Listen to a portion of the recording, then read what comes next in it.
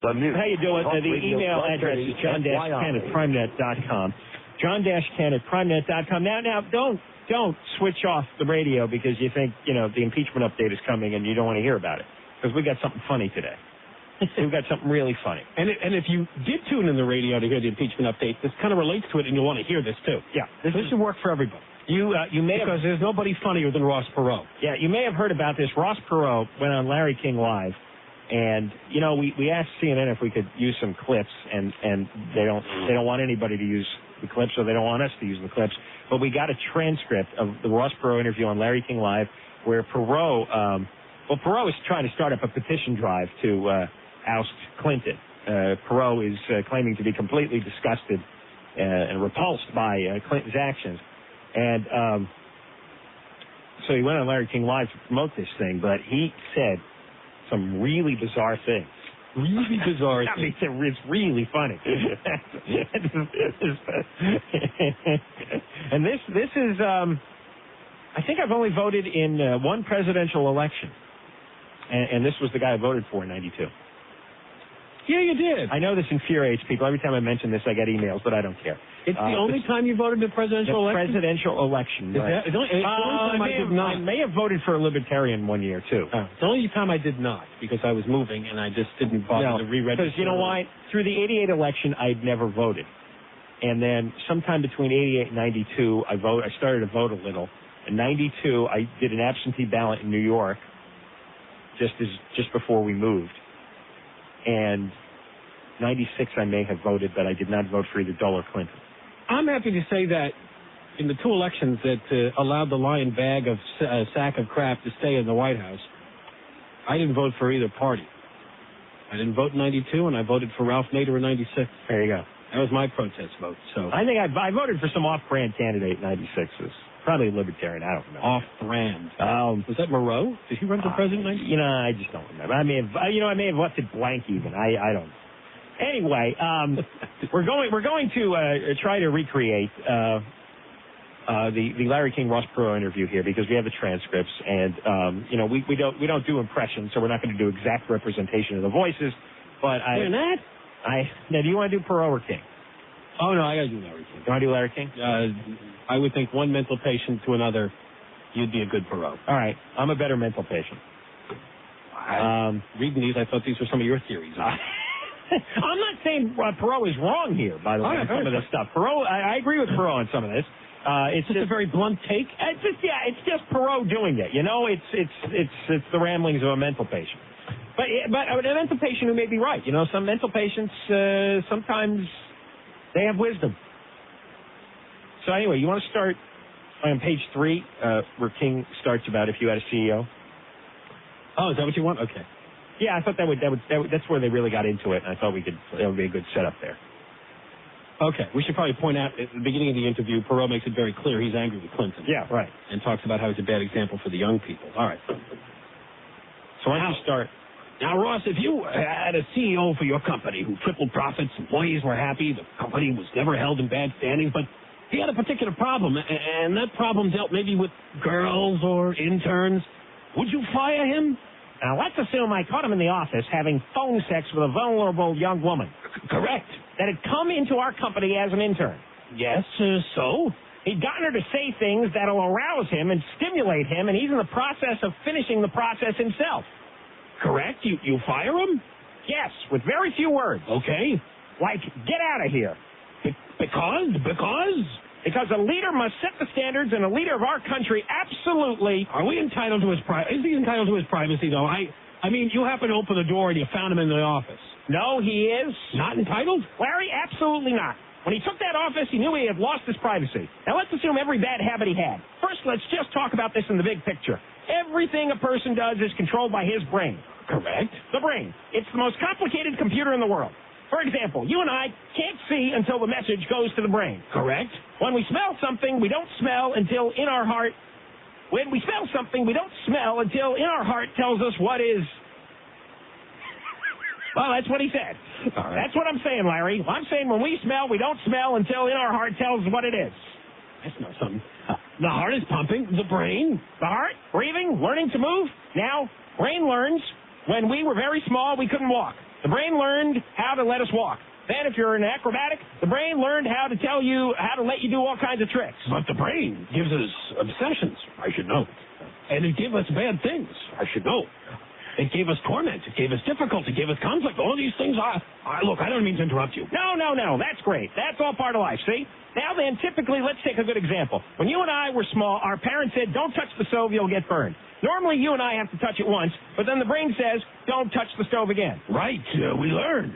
Let's assume he had a bad habit. You used drugs. And he did. Remember, he's talking about Clinton. And I've said publicly, if he'll deny that under oath in an atmosphere where he does 20 years in jail, then I'll say he didn't. Then I will go on that same place and I will go under oath about drugs, and if I don't tell the truth, I do 20 years. You don't believe someone can be addicted, that it's not their fault? I don't care whether it's his fault or not. Yes, it's your fault. You have to take responsibility for your own actions in a free society. Stay with me. Your brain goes through these processes. Now, parts of the brain work well, and parts don't work well at all. If his brain was working correctly, the second or third time he inflicted terrible pain on his family by his extramarital affairs, it would be like 3 touches on the stove, right? And he'd quit. But he doesn't quit it, even though he knows it inflicts tremendous pain on the people he loves. What does that tell you, him, then? That's what it says. What does that tell you, him, then? I'll do that again. What does that tell you about him, then? It tells me he's unfit to be president. Unfit to be president? Absolutely unfit to be president. Because he's unfit to be a husband? Or what if his wife forgives him? I hope so. What are you doing? You're doing like an old Jewish comic. Well, that's what Larry King's reminding me of these days. I hope she will. But the point is, we have big things at stake here. We've got to have a strong, stable person. Let's look at the qualities we like to have. Honesty, honest, trustworthy, and loyal. His brain never got wired in those areas. There's laughter. No, seriously, just boom. I don't know anybody that would do the damage to his close friends that he did by lying to them and then having them go out on the point and lie for him. This man cannot be in charge of our country. He cannot be the person that makes the decision to send our sons and daughters to war. Now, this is where my mind really focuses. And he certainly, as erratic as his behavior is, cannot be the person to press the nuclear button. And you are? He didn't say that. I added that. I'm just... Now, let's assume he's a Rhodes Scholar, and he's as smart as we all know he is in parts of his brain. What causes the other parts to gyrate around? Oh, what does? Either there are real problems up there, or there's one other way to get your brain to act crazy from time to time. It's called drugs. Yeah, now you're implying something that... I am not implying. I'm just saying that there's one other way. I really feel very strong. Now, let's go back to the early, after the 92 election. He had all these White House staffers that couldn't get a security clearance because they used drugs. And so, you know, he kind of waived the security clearances and brushed it aside. But this is the 60s children coming in. You don't know for a fact that he uses drugs? Well, let me say this. You're taking a guess based on behavior? If you just listen to all of his friends from Arkansas that, you know, come over and love to tell Clinton stories, you have to feel like there was something funny going on. Here's what. No, let's do this. We're talking about the man. Hey, really? We're talking about the man that can press the nuclear button. If a captain who was flying a B-52 had some of his problems just like the womanizing problem, he'd be taken off the plane because there are 2 or 3 bombs on them. This guy can move them on. He's got to be mentally stable, and he's not. Let me take a break. Now, we've got to figure out why. And we'll be right back. Let me get a break, Ross. You're here for the whole hour. Excuse me. We'll be back with Mr. Perot. We'll try to draw him out in the next segment. Like they didn't. Don't go. Oh, now let's go down to the next part. Do we have time, or do you want to? Oh, why don't we take a break? Why don't we take a break here? You know what I need to do during the break? I have to go back and read your part again because it's not that your reading was bad. It's just that he really goes off here, and it's hard to follow his language sometimes. No, that's the way he's speaking. He's just jumping all over the place. Yeah, he's really. But to see it in print is very weird. I'm looking at it. I know. I'm not. Well, that's why it's not being processed correctly by me. I stopped. And I'm wondering if it's me or him. I stopped a couple times because I thought breathing, learning to move. The brain learns. When we were very small, we wouldn't talk. I thought I had the pages out of order, and then I checked. It's like, no, he really. That's. All right, got right into it very quickly. He's going to now. He's going to get into stuff about weird stuff about the drug cartel when we come back. Oh, connecting the White House to the drug cartel. All right. So reenacting the Ross Perot Larry King interview. What was it, last night before? Yeah, is because they won't let us run the tape, so we'll have to just do our own thing here. You're doing pretty good for us. Thank you. Sometimes you lapse back into Cobell. Well, we're pretty close. We got to take a break here. This is the John and Ken Show. When was the last time you used? Yes, now and for the future. Homes are warming up to us. The new Talk Radio 1230 FYI. Creating the Ross Perot appearance on the Larry King Show. Ross Perot, in case you don't know, has finally spoken out and he's unhappy with the president. Now, that's putting it mildly. He thinks that there's something wrong with Clinton's brain or that Clinton's on drugs. And we're going to pick it up. Based on his infidelities? Yeah, that did because you wouldn't be doing that in your office at the White House. He thinks that the way you teach a kid not to touch a hot stove, all they have to do is touch the stove once, and their brain learns. I used that during the '92 campaign. Right. Stove analogy. So he thinks, with him, for all the pain Clinton has caused, he figures the first time Clinton caused all this pain, it would have been so horrible he'd stop doing all his affairs and his lying. Right. And that he keeps doing it means either his brain is screwed up or he's on drugs. That's the only other explanation. And we're going to pick it up. And did he? It's important to reiterate this. Did he actually offer 20 years in prison for him versus 20 years for Clinton if they go on and do something under oath? Right. Or take a drug test? Or Clinton goes, I guess, like in a trial. He's in a trial where he has to tell the truth. Right. About drugs, or he goes to jail for 20 years. And if I have said publicly, if he'll deny that under oath in an atmosphere where he does 20 years in jail, then I'll say he didn't. Then I will go in that same place and we'll go under oath about drugs, and if I don't tell the truth, I do 20 years. Right. All right. Let's get back. It's just so weird the way he speaks. Yeah, we'll start with the bottom of... okay. Now, speaking of facts, I'm Larry and John is Ross, and this is pretty bad, but you get the general. We're trying to recreate it for you. Okay, now, speaking of facts, the drug allegation, that, he can't sue you. He's a public figure. All I'm asking him to do... You're putting him in a position, it's a no-win position to charge someone. Excuse me? At the possibility of drugs? No. Ask him to make his medical records public. Well, they are, aren't they? No. Back when he was governor and so on and so forth. Ask him to make the medical records public. Then ask him to go under oath and just say, I have or have not used drugs since I've been in public life. Well, let's say he did that for whatever the situation. If he did that, I don't think it would be that. Let me say this. There's a lot of stuff. Are you saying you know this? I'm saying, well, let me give you. There is not really the best evidence, but let me show you the world he lives in. They had a member of the Cali cartel, a guy named Jorge, Jorge Cabrera, to a fundraiser in Florida and then to a fundraiser in the White House. Now, you don't get into the White House until you get screened. And there's no way, since everybody knew this guy was a member of the Cali cartel, that they didn't. Colombian cartel? Yes. You know this for a fact that he was, and he got into two places. He got into the White House. He gave them the big money they were after, and then when all this story blew up and it hit the papers, this has been in the papers, they sent him back his money. All right, so they could have said, we didn't know who he was. Now, wait just a minute, Larry. This is trying to get away with it and getting caught. That's the story of his life. Now, here's another. Here's a Russian drug dealer, arms smuggler, on and on and on and on. And this guy was given an invitation to the White House, to a fundraiser in Washington. And there is an original letter inviting him. This guy's an arms smuggler, a drug dealer, and he also smuggles nuclear weapons and Scud missiles. And this is a letter from the Democratic National Committee in 1995 from Richard Sullivan, the finance director, inviting Georgy Lefosky, president of the Nordest Corporation, to have dinner with President Clinton at the Haddams Hotel in Washington. And there they are together. Now, you don't get into the room with the president. This is who you're... Until the Secret Service has screened you. And the Secret Service, there have been articles in a number of our major publications about these two things.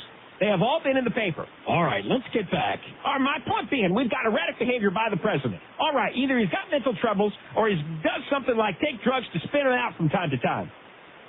Are we going to get into Carville? No. Now, let's get to that John Kennedy stuff. Well... With what you know, do you now think much less of John Kennedy? Yes.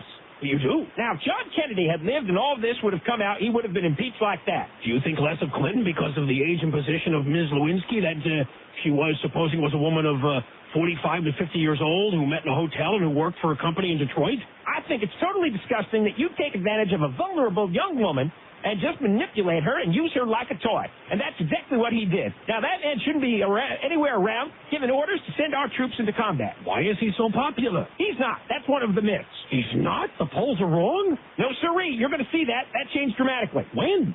Well, because just stand by. You'll see it. Sooner or later, the American people will wake up. All they have heard is, let's forgive, The Bible tells us to forgive. It's the silliest stuff I've ever heard on television. That's why I've finally spoken out. Because I was going to ask you why it took you so long. Now, we just found a guy here. He's robbed 3 banks. He's gotten away with it. Everybody loves him. He's a pillar of the community. He's the smoothest, slickest guy you ever met. But we got him on videotape. Now, Larry, let's just forgive him. You'd say, well, let's forgive him and let's send him to jail, too. You have to be held accountable for your improper acts. Let's forgive, but also sit. Robbing a bank is not sleeping with an intern. Well, it's just as bad. Just as bad? I would much. I consider it robbing a bank and stealing money. Doing what he did is stolen that girl's life. And I consider a life a lot more important than money. That girl's life is destroyed by a man who should have. I would like to think he had more to do than play games like this.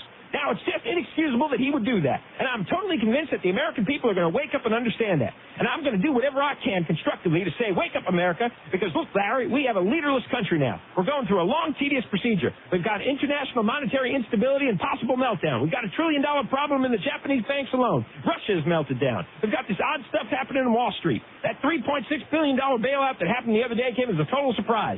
Then North Korea is firing missiles that have a range that would allow them to fire at either Hawaii or Alaska. They have that range. India and Pakistan are showing up that they can do nuclear weapons.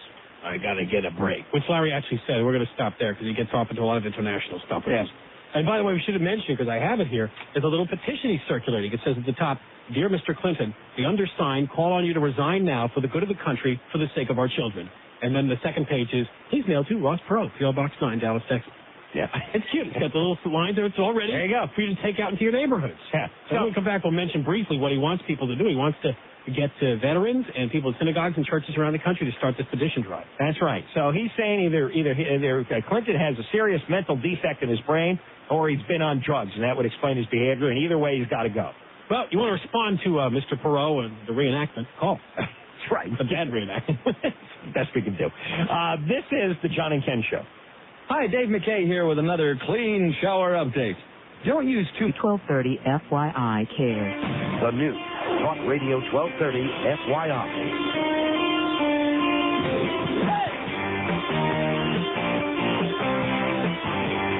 This is the John and Ken Show, and the email address is john-ken@primenet.com. john-ken@primenet.com. So it gives you the gist, the best parts of the Ross Perot, Larry King interview. I just wanted to add that he does, this was on CNN's Larry King Live, and it was Wednesday night. He said that he is forming a petition drive. He's calling on veterans, senior citizens, religious leaders, newspapers, parents. And he said that the petitions will be collected in each city, then multiple truck convoys will roll across the country to deliver the signatures to Washington in early December. Should we go to be a part of this? Might be funny. Oh, I'll get on a truck. And the truck convoy is the quote.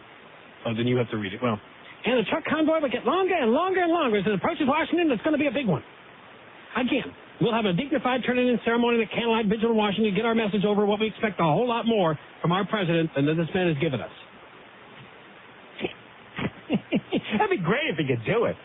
That'd be great. For the sake of the children, for the sake of our country, for the sake of the world, please resign now. I tell you, I've always thought that a great leader of an insurgent movement has to be insane. All right? He's insane. And he'd be willing to pay for those trucks. You want his finger near the button next? No. It would be entertaining, wouldn't it? You want Clinton, who's a woman, other than his wife, or you want Perot, who sounds like this? The only... and this is on paper. We didn't get the tape. I know. I wish we had the tape. No, I think he's insane. I think he's right. I think there's something wrong with Clinton's brain, or Clinton's on drugs. I'd agree with that assessment. You do agree with that? There's something wrong with Clinton. Oh, there's got to be something wrong with Clinton's brain. I agree with that, but I don't know about all this drug nonsense. But he's just saying there's two options. Either you got a guy with a broken brain, or you got a guy with a drug problem. One of the two. So, you know...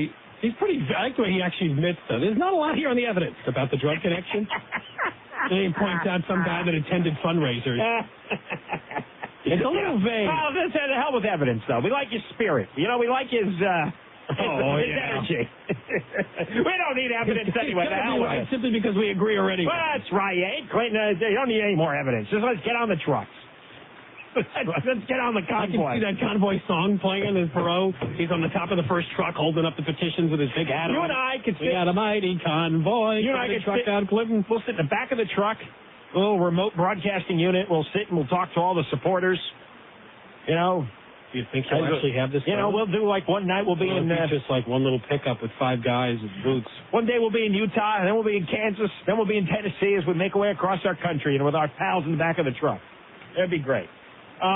Let's go to Scott. You're on the John and Ken Show. Hi. Hi.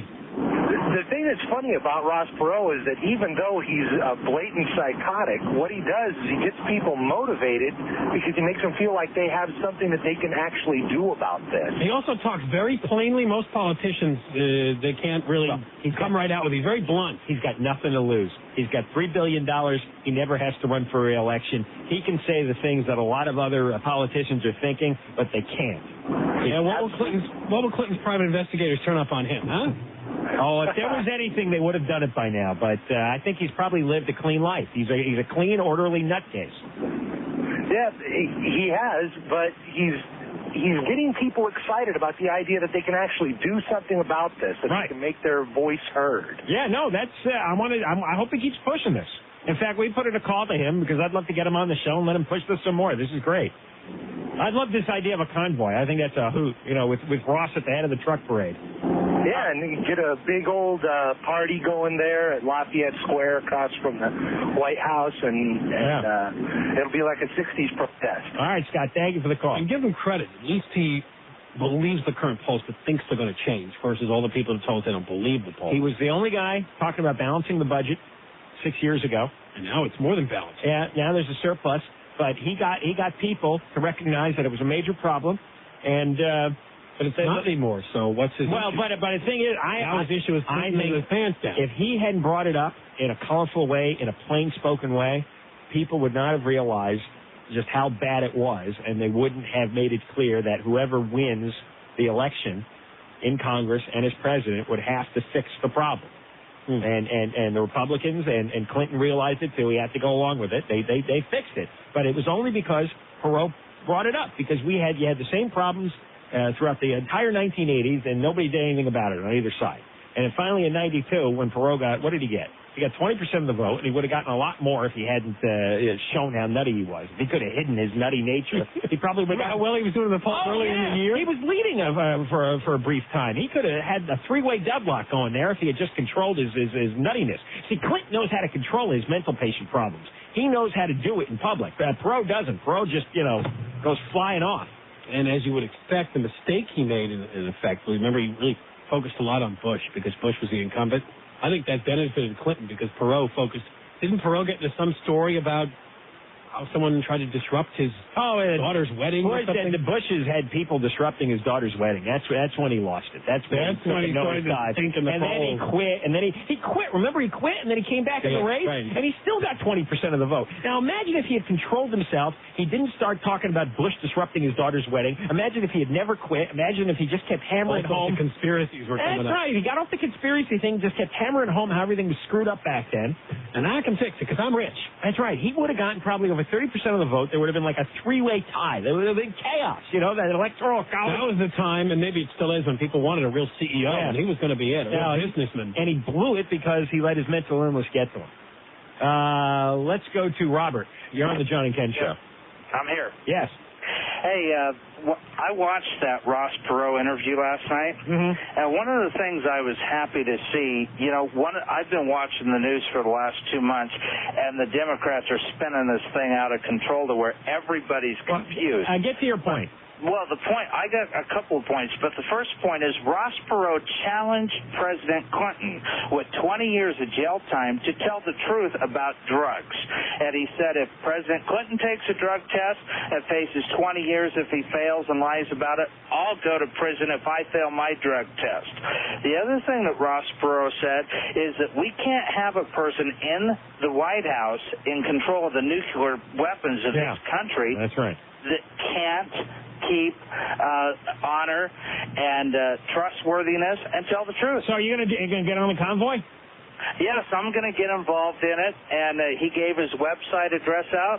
I'm going to send him a message tomorrow. I feel that I don't think that Ross Perot is the guy to represent the whole world, because I think the biggest drawback with Perot is his voice. All right, Robert, thank you for the call.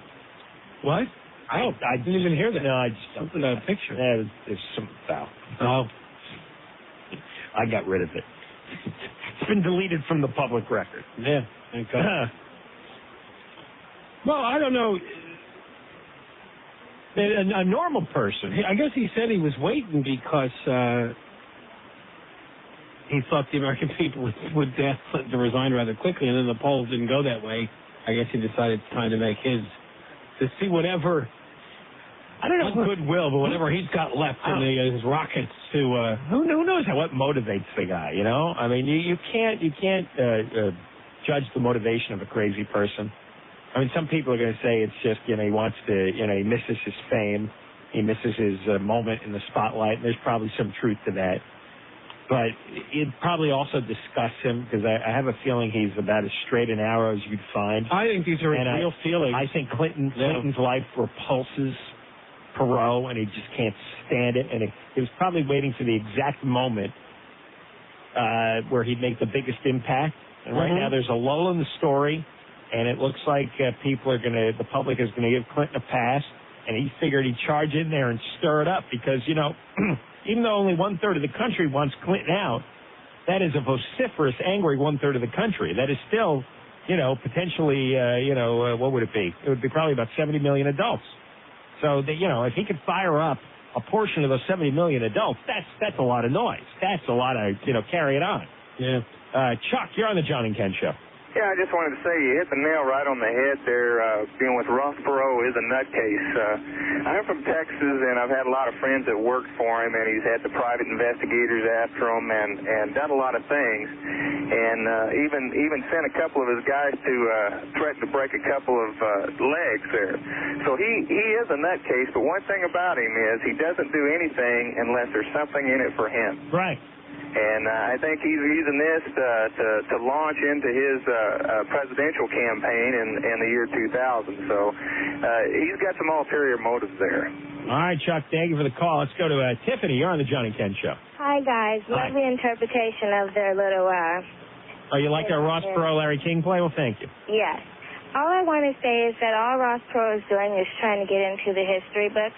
Because being that I'm in the 11th grade taking U.S. history, I can just see something like this being a big deal if he did end up getting Clinton to step down just by driving his little trucks and all these petitions over to the White House. I think he's just doing it for himself, and he doesn't care. I don't really think he's such a bad guy, but he's definitely got ulterior motives. Well, he has ulterior motives, but I do think he's also honestly repulsed by Clinton. And I think he wants to exploit this repulsion into, a big public stink. Definitely. He's just doing it for himself, in my opinion. All right, Tiffany, thank you for the call. The point that you've made is that forgiveness is fine, but where's the punishment? We need the punishment. Yeah, there's no punishment. There's no what's the word? Reform? No. Like when a guy steals money and they order him to pay back the money. There's a word. It's called something. Yes. Damn, it's failing me. Well, you know what I'm talking about. Right. Restitution. Restitution. That's right. There's got to be punishment, restitution. And then the forgiveness cycle is complete. You get punishment, you get restitution, you give forgiveness, and that's where you move on from there. But you just can't have forgiveness without the other two components. All right, we'll take a break. More of your calls coming up. This is the John and Ken Show. This is my land, Hatfield. It's my land, McCoy. History proves that some claims are never. Mornings with Joe Weasel. Saturday mornings at 7, only on the New Talk Radio, 1230 FYI. We can't tell you that Ross Perot thinks that Clinton either has a defective brain or is on drugs, and that explains his behavior. Or possibly both, I guess. Or both. And he would like, he's starting a petition drive, and he'd like to... Convoys starting out of the West Coast, Texas, Florida, and some other places, heading to Washington with petitions. That's right. And ask Clinton to resign now. Right, so... He thinks this is going to be a big movement. We're going to see who's joining the convoy here. John, you're on the John and Ken Show. Hi, guys. Love your show. Thanks. I had two comments. One on the protecting your kids from homosexual recruitment. And also... well, let's get off that. Let's get on to... We're talking about Perot now. Well, funny, it's tied together. But anyway, I'm amazed that Perot is continually beaten about in the press as some kind of a crackpot.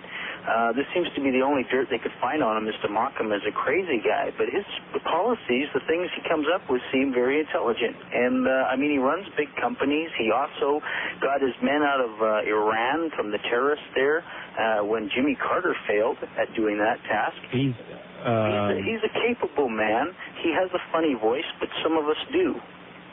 And Well, he's. I said he's got a lot of good qualities about him because I mean, I voted for him for president in '92. I mean, good for you. But you got to admit though that he's a little unhinged. Well, but I'm a little unhinged. I mean, I can appreciate the man. The comments that he's making about Clinton, I mean, certainly anyone who isn't biased would say that Clinton is a pathological liar, and that is a brain defect of some type or a moral defect. And also these comments involving him in drugs are quite well documented. There's a lot of evidence to do with Clinton, Mena, Arkansas, and there's a well-documented case called the Clinton Chronicles. The Clinton Chronicles videotape, I have it. That's right. I keep forgetting. I have yet to see it, but I will. I got one at home. I need to get educated. And tell people stuff they're not hearing from the liberal media. Thanks for the call, John. Gary, you're on the John and Ken Show. Yeah, I just wanted to tell you guys that I hate to take the fire to this thing, but I don't think Ross did the math on this thing. The math? He didn't do the math. Why? Well, I'm a truck driver, and I think that you probably get a ton of signatures on those things, but probably one truck would be enough. It wouldn't be a real impressive convoy. You know what I mean? Well, that's true. They're pretty thin pieces of paper. If you'd have to collect billions probably to fill trucks. That's true. I mean, you get quite a few signatures on a piece of paper. Well, the truck. You're right. I've seen the petition sheets. They fit about 20, 30 signatures. The trucks may be for show, Well, we can put one piece in each truck. I don't think he's actually have bundles and bundles of petitions on 50 trucks going across the country. And, I wanted to tell you guys, too, you know what? I voted for him. I know he's goofy, but I did it out of protest, kind of. And because I thought everybody was kind of goofy, Clinton was goofy. So I don't know. I just wanted to say he did have some kind of neat ideas, but he also had some really bizarre, goofy ideas. The guy, he is definitely kind of gone. Gary, thanks for the call. Kind of what? Gone, I think is what he said. Oh, I confirmed that last word. Let's go to Sandy. You're on the John and Ken Show. Hi, guys. I love the reenactment. It's really great. Oh, thank you. I just wanted to say I don't get the part about the restitution. I mean, I don't agree that he's like an up and above board kind of guy, but what are we going to punish him for? Well, the restitution would be paying back the $4 million on the investigation. Yeah, which he caused by lying over and over again. He led to an 8-month investigation. I don't know. It just all seems like way too detailed, and it just seems like so pointed as if he's being, basically sought after. I don't know. But I just don't get the crime. It's like, since when is it a crime to have an affair? I mean, I don't agree with it, but I don't know. It's very... Well, you're right. The affair is not a crime. I never said the affair is a crime. It is creepy and weird and gross. Yeah. And it wouldn't be tolerated in a lot of other situations. Perot, though, thinks it's from a pattern of behavior that makes Clinton unfit for office because he used the hot stove analogy. How many times do you have the affair and just not learn your lesson? Well, I don't know. The day that we can say that politicians don't lie and don't have affairs, I mean, there'd be nobody in Washington. Well, maybe it's time to get rid of that attitude and start cleaning out the people that lie. Yeah, why is that the defense? Other people are resigned. Why is that the defense? It's like, well, they all lie and they all have affairs. It's like, I agree. Flush them out. I agree. It's not a fair defense, but it's not. It feels like it's being singled out. These are the people that you put in charge of all the tax money that's taken out of your check, and you're like, they lie and I'll live with it. What is that? Yeah, I know. A bunch of it is just being, I think, passive and just being lazy. Get on that truck, Sandy, with a petition. Get a petition and get on the road. We're getting on the truck. We're going. All right, Sandy. Thank you for the call. Stand there naked, holding the petitions up. Out, Clinton. There's a big cigar coming out of the grill. I'm telling you, a bunch of naked women standing on the back of the truck waving cigars. What's funny about the transcript is Perot actually used some of his Perot-isms. I can tell you that. Now, here's one thing. It's just funny to actually see them in print. I'm like, man. You hear all the impressionists do it. Yeah, and then he actually does it. You'd think he'd lay off it after so many years of being mocked and imitated. He drops some of the Perot-isms. He's like a cartoon character